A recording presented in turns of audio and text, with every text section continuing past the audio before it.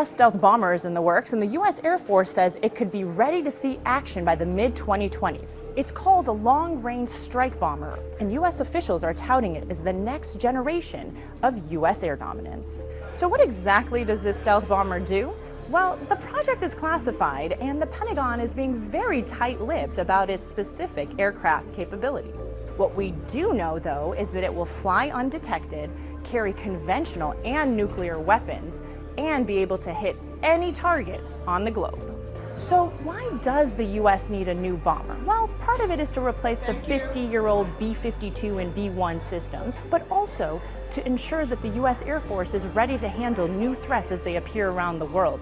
Not to mention, it could also act as a nuclear deterrent.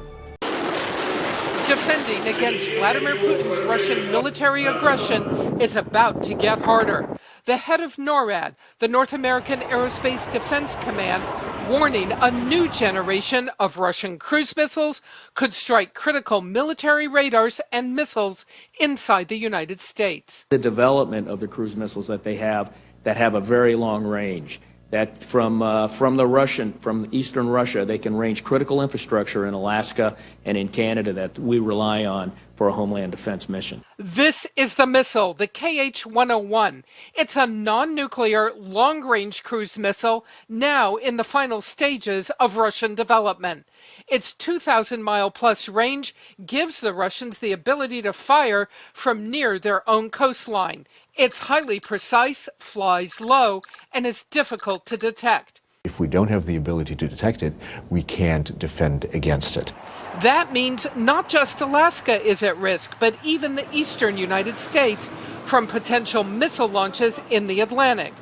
Russia already has doubled its long-range Bear bomber patrols around U.S. coastlines in the last year. Now 10 a year, more than 100 around Europe, the most flights since the Cold War. In the last month, several U.S. officials publicly sounding warning. Russia's provocations are only more worrisome in light of Vladimir Putin's intense focus on building up and modernizing Russia's military forces.